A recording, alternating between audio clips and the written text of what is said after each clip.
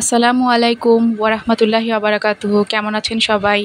আপনারা কি এটা দেখে বলতে পারবেন যে কি শাক আজকে রান্না হবে? আমার মা শাক, আলু, বিভিন্ন রান্নার জিনিসপাতি নিয়ে বসছে রান্না করার জন্য।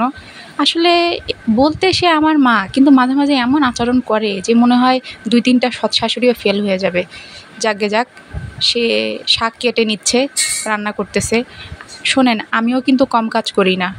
প্রতিদিন বাসার কাজ করার পর মাথার ঘাম পায়ে ফেলে এরকম রান্নার ভিডিও বানাই। এই যে মা আগে শাকটাকে মাখায় নিচ্ছে। আমি আগে বলবো না এটা কী শাক রান্না হবে, সবার শেষে বলবো। তেল হলুদ দিয়ে মাখায় নিচ্ছে। মাখায় নেওয়ার সময় একটু কম তেল দিচ্ছে, কারণ পরবর্তীতে আবার শাকে তেল দিতে হবে।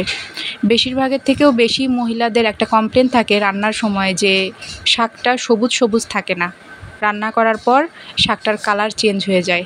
আজকে আপনাদেরকে ছোট্ট একটা ট্রিক্স বলবো ভিডিওর মাধ্যমে, যাতে শাকটা সবুজ থাকে। এই যে দেখেন, চুলায় শাকটা সিদ্ধ করা হচ্ছে অল্প পানি দিয়ে। এরকম যখন আপনারা শাক সিদ্ধ করবেন, ঢাকনা খুলে রাখলে শাকের রং সবুজ থাকে। এই যে আরেকটা তরকারি রান্না হবে সেদিনের মতন, আবার ট্যাংরা মাছ আলু দিয়ে।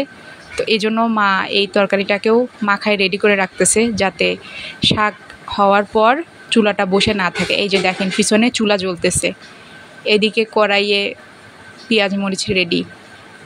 এখন মাছ দিয়ে উপকরণগুলো বেশ ভালোভাবে মাখিয়ে নিচ্ছে।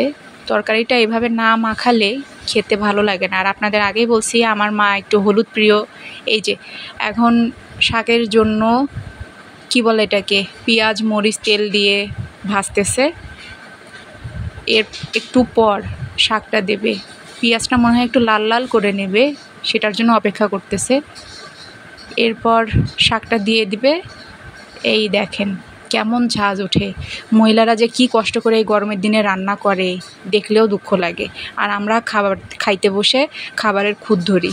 আসলে আমাদের স্বভাব কখনোই ভালো হবে না, এরকমটা করা উচিত না। সামান্য রান্নার আশেপাশে দিয়ে ঘুরতে গিয়েই আমি ঘেমে একবার গোসল করে ফেলছি। তাহলে যারা এরকম চুলার কাছে বসে রান্না করে এদের কি অবস্থা? আসলে মহিলাদের, মাদের যতটুকু সম্মান করা উচিত আমরা পারি না।